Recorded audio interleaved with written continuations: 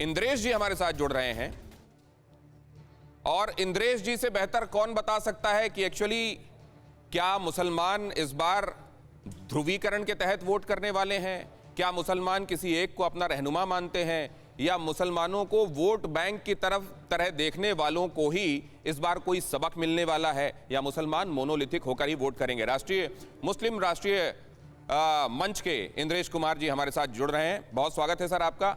इन चुनावों के मद्देनजर खास तौर से आपका कोई ऐसा ऑब्जर्वेशन जो आज आप कहें और आने वाले दिनों में 10 मार्च को लोग उसको साबित होता हुआ देखें?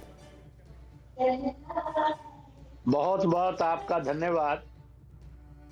ऐसा है, समाजवादी है कि बहुजन है, कांग्रेस है या ओबीसी आदि की पार्टी है, सबने ये पक्का कर लिया है कि उनको इस देश में जिसको हिंदू कहते हैं उसमें यादव भी है, जाट भी है, निषाद भी है, लोध भी है, उसमें जाटव भी है, विश्वकर्मा भी है, वाल्मीकि भी है, ब्राह्मण भी है, बनिया भी है, गुर्जर भी है, यानी ऐसी सैकड़ों जो जाति उपजातियों को मिलाकर हिंदू बनता है।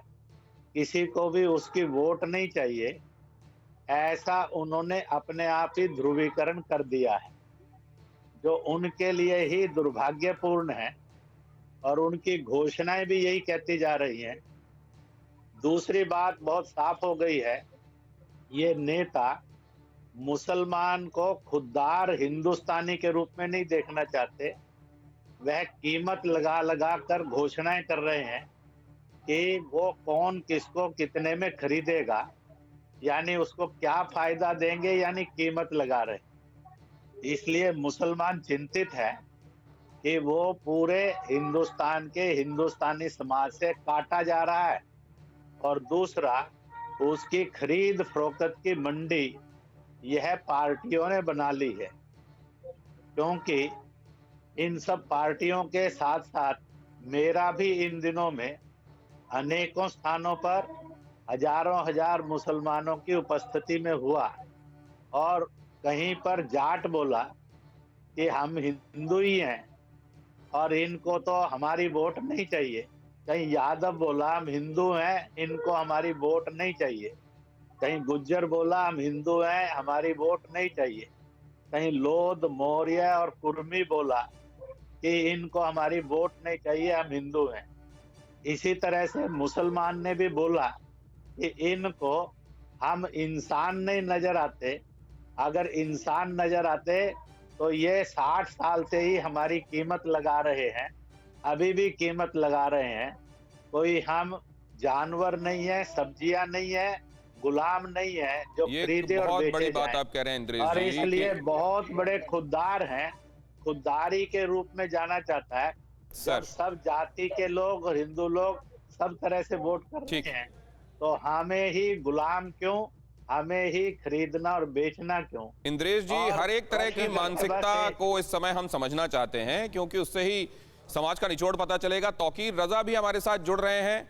तौकीर रजा खान जो कि कांग्रेस के समर्थक हैं, MIC के मुखिया हैं, उनके साथ भी जरा हम बातचीत कर लें। तौकीर रजा साहब, ये वोटर के तौर पर, वोट बैंक के तौर पर या इंसान के तौर पर मुसलमान इस बार किस तरीके से अपनी नुमाइंदगी सुनिश्चित करने के बारे में सोच रहा है? उसकी अपनी पहचान क्या होगी?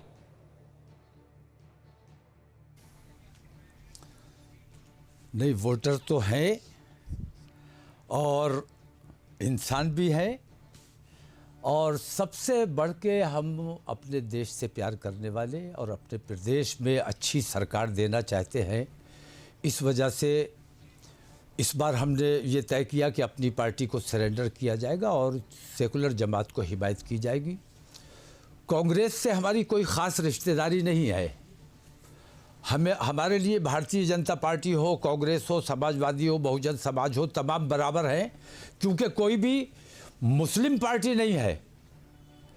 मुसलमान आम तौर से मैं बताता हूँ आपको कि अपने देशवासियों के साथ एकता और भाईचारे का माहौल रखना चाहता है और सियासी तौर पर भी बंटना नहीं चाहता, बल्कि हमारा मानना यह है कि हिंदू मुसलमान जब मिलकर काम करेंगे तभी बेहतर प्रदेश बन सकेगा, बेहतर सरकार बन सकेगी। और बंटवारे की राजनीति करके लोगों ने प्रदेश को बर्बाद करने का काम किया, फ़िरका परस्ती में झोंकने का काम किया, दंगे फसाद में झोंकने का काम किया। हमारी लापरवाहियों की वजह से और हिंदू मुस्लिम दूरी की वजह से कभी भारतीय जनता पार्टी, कभी समाजवादी पार्टी जैसी सरकारें आई जिन्होंने दंगे और फ़िरका परस्ती के अलावा प्रदेश को कुछ नहीं दिया। इसलिए तो पहले तो आप समाजवादी पार्टी के साथ ही जाना चाह रहे थे, कांग्रेस के हक में मैं, और जब आपकी बात उनके साथ नहीं बनी तब आपकी ये धारणा बलवती हुई क्या उन्होंने इस्तेमाल किया है?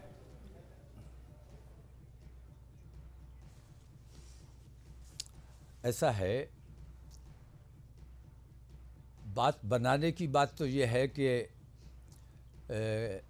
मैं पिछली सरकार में समाजवादी के साथ रहा हूँ, मेरे पास स्टेटस भी था, लेकिन उनके 176 तकरीबन दंगे और फिर मुजफ्फरनगर के वक्त में जब मैंने सैफई देखा है, सैफई महोत्सव देखा है, तब मेरा उनसे दिल खट्टा हुआ और मैंने सत्ता में रहते हुए सरकार छोड़कर उनसे अलहदा हुआ था। तो हम अपने प्रदेश से मोहब्बत की राजनीति करते हैं। तो फिर इधर आप क्यों कोशिश कर रहे थे? ये बात सही है, ये 176 की आपकी गिनती सही है, सत्ता में रहते हुए आप अलग हुए थे, ये भी सही है। तो फिर इस बार आप कोशिश क्यों कर रहे थे फिर से जुड़ने की? मुनव्वर राणा साहब भी हमारे साथ जुड़ रहे हैं। सर, ये बहुत महत्वपूर्ण विषय है जिस पर आज हम बातचीत कर रहे हैं। मुनव्वर साहब का भी, उनका नजरिया भी, उनका स्टेटमेंट भी बहुत अहमियत रखता है। मुनव्वर भाई, बहुत स्वागत है आपका। और मैं तो जब आपसे बातचीत करूंगा तो मैं आपसे ये चाहूंगा कि किसी आप इस चुनावी माहौल में किसी अपने शेर के साथ बातचीत की शुरुआत कीजिएगा, लेकिन जरा तौकीर जी की बात पूरी हो जाने देता हूं। तौकीर साहब। हाँ, मैं समाजवादी अखिलेश जी से भी मेरी मुलाकात हुई थी और मैंने पिछली सरकार में भी उनके सामने ये बात रखी थी और इस बार भी मैंने ये बात रखी। पहले भी मुझसे वादा किया गया था, इस बार मैंने कहा कि मौजूदा सरकार में एक भी दंगा उत्तर प्रदेश में नहीं हुआ। उसकी वजह यह है कि ये असल दंगाई यही है जो आज सरकार में बैठे हुए हैं। लेकिन आपकी सरकार में 176 दंगे हुए थे और मुझे अंदेशा है कि आपकी सरकार दोबारा आएगी तो फिर दंगों का माहौल उत्तर प्रदेश में बनेगा। इसके लिए आपने क्या तैयारी की है? क्या तौकीर साहब, अब जरा इसका एक दूसरा साइड भी देखते हैं। आपने इंपॉर्टेंट बात कही है सर, इसका दूसरा साइड भी देख लीजिए। इंद्रेश जी आपकी बात पर मुस्कुरा रहे हैं और वो यहाँ कुछ आपकी बात पर बोलना चाह रहे हैं। इंद्रेश जी। ऐसा है, तौकीर रजा इस समय कांग्रेस में है, इसलिए उन्होंने समाजवादी पार्टी के दंगे बता दिए हैं। राणा साहब जुड़ेंगे तो वो कांग्रेस के राज में कितने दंगे हुए ये जरूर बताएंगे। मेरी ये इच्छा है कि उन्होंने बताना भी चाहिए। और इसलिए मैं ये कहूंगा कि मेरे से हिंदुस्तान की 8.5 करोड़ मुस्लिम बेटियां, बहनें, माताएं एक सवाल करती हैं कि हम 3 तलाक के से राहत वाले रास्ते में और सरकार में जाएं या जो 3 तलाक के रूप में और माँ के कदमों में जन्नत है इसको कुचलते रहें, बर्बाद करते रहें, मर्द जालिम बनता रहे और औरतों पर जुल्म करता जाए। इसके बारे में भी ये लोग राय देंगे, क्योंकि मुस्लिम महिलाएं चाहती हैं कि वह गैर इस्लामिक और अमानवीय कृत्य से और जो गैर खुदाई है, 3 तलाक के अत्याचार से मुक्त हैं और इसलिए वो इस मुक्ति के साथ ही आगे की जिंदगी सरकार चुनकर व्यतीत करना चाहती हैं जी। यह आज इन सब के घरों में भी हालात है, इस पर भी ये नजरिया पेश करेंगे तो बहुत अच्छा रहेगा। इतना ही मुझे इनको कहना है। माँ की बात चलिए, मुनव्वर भाई का एक शेर याद आ रहा है, उसके साथ मैं उनके पास जाऊंगा, लेकिन तौकीर जी से आपने सवाल पूछा है तो इसका जवाब ले लेता हूं कि अब तो घर घर में भारतीय जनता पार्टी के समर्थक आपके यहां बैठे हुए हैं। कौन बैठे हैं? जिनको 3 तलाक जैसी परेशानी से निजात मिली। भारतीय जनता पार्टी के सुनिए, भारतीय जनता पार्टी के समर्थक तो पूरा देश था और इसीलिए भारतीय जनता पार्टी की सरकार देश में भी बन गई और प्रदेश में भी बन गई। लेकिन आज की तारीख में मैं ये महसूस कर रहा हूँ, मैं ये देख रहा हूँ और मैंने ये बात पहले भी कही कि भारतीय जनता पार्टी को मुसलमान नहीं हरा सकता, हराया ही नहीं जा सकता।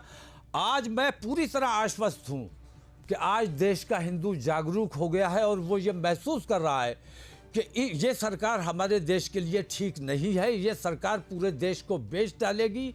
इंद्रेश जी से सिर्फ मैं इतना कहता हूं कि क्या प्रचार करने के लिए, अपने बड़े बड़े होर्डिंग्स लगवाने के लिए, अपने प्रचार पर खर्चा करने के लिए अपने देश को बेचना ज़रूरी है? हवाई जहाज तक आपने बेच डाला, एयरपोर्ट बेचने में लगे हो, आप सब कुछ तो बेचते चले जा रहे हो। देश में बचा क्या है? ट्रेनें आप बेच रहे हो, सब कुछ आपने बेच डाला, किसान को बर्बाद कर दिया। फिर कांग्रेस का जहां तक आपने सवाल किया, मेरी कांग्रेस से हमेशा नाराजगी रही है। कांग्रेस की हमेशा मुखालफत करता रहा हूं।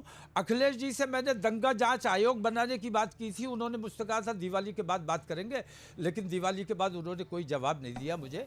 इस वजह से मैंने कांग्रेस की आज हिमायत की है। चलिए, और कांग्रेस के पास देश चलाने की, प्रदेश चलाने की ताकत, सलाहियत और तजर्बा है, इसलिए मैं उनके साथ हूं। माताओं बहनों की बात हुई थी अभी, वगैरह में शरीक नहीं रहता हूं, माफ और माँ के बारे में मुनव्वर भाई ने जो कहा है वो कई जगहों पर एक तरीके से एंथम बन गया है, जीवन का सूत्र वाक्य बन गया है। मुसलसल गेसुओं की बरहमी अच्छी नहीं होती, जहां बुनियाद हो इतनी नमी अच्छी नहीं होती। मुनव्वर माँ के आगे यूं कभी खुलकर नहीं रोना, जहां बुनियाद हो इतनी नमी अच्छी नहीं होती। थोड़ा आगे पीछे हो गया हो सकता है मुनव्वर भाई, लेकिन क्या वाकई माताएं बहनें निजात सी पा गई हैं और उनको एक बहुत बड़ी दुश्वारी से निजात मिली है? और अभी तक वोट बैंक की पॉलिटिक्स जो मुसलमानों के साथ की गई, वो पॉलिटिक्स एक्चुअली वोट बैंक की थी, और अब मुसलमान इस बात को समझ रहे हैं। किधर जा रहा है मुसलमान यूपी का? देखिए, असल में बहस तो इसी पर होनी थी, लेकिन इंद्रेश भाई ने और मौलाना ने उसको बहका कर दूसरी तरफ कर दिया। बहस इस पर होनी थी, इसीलिए मैं राज़ी भी हुआ था कि मुसलमानों को क्या करना चाहिए, मुसलमानों को क्या सोचना चाहिए, मुसलमानों को किसको वोट देना चाहिए। लेकिन यहाँ झगड़े शुरू हो गई। मेरा सिर्फ ये कहना है, एक तो देखिए, पहली बात ये है कि मैं कतई गैर सियासी आदमी हूँ। किसी भी सियासी पार्टी से मेरा जायज़ और नाजायज़ रिश्ता नहीं है। कोई भी पार्टी ये नहीं कह सकती है कि हम उसकी कभी नमकख्वार रहे हैं। मैं सिर्फ ये कहना चाहता हूँ आपके चैनल के ज़रिए कि मुसलमानों को ये एक मौका है कि सूझबूझ के साथ वोट दें। ज़िद में या ज़ात पात पर या बहकावे में आकर वोट देने से कभी कोई मसला हल नहीं होता है। ये थोड़ा इलैबोरेट भी कर देंगे आप? जिद, जात पात और बहकावा जैसे? हाँ, नहीं, मतलब जैसे कि हम कभी भी हिंदू मुसलमान की सियासत के कायल नहीं रहे, इसीलिए हमने ओवैसी की जो सियासी जो सोच थी उसकी मुखालफत की थी कि ख़ास तौर से उत्तर प्रदेश में या आंध्रा तेलंगाना के कुछ इलाकों को छोड़कर पूरे उसमें आप ओवैसी की पॉलिसी के मुताबिक आप यहाँ पर भी आप ये देखें कि उत्तर प्रदेश में ये गंगा जमनी शहर इसीलिए कहे जाते हैं यहाँ पर कि लोग एक दूसरे से मोहब्बत करते हैं, मिल के फैसला करते हैं। ये गंगा जमनी तहजीब वाली जगह है, यहाँ फैसले मिल के होते हैं। कोरोना धर्म नहीं देखता, जात नहीं देखता, अमीर गरीब ऊंच नीच नहीं देखता। कोरोना सिर्फ मौका देखता है, लेकिन आप उसे मौका मत दीजिए। बस इतना कीजिए, जब कभी दफ्तर से, बाजार से घर लौटिए तो इतना ख्याल जरूर रखिए कहीं आपके साथ कोरोना आपके घर तो नहीं जा रहा। भूलिए मत, कोरोना अभी जिंदा है।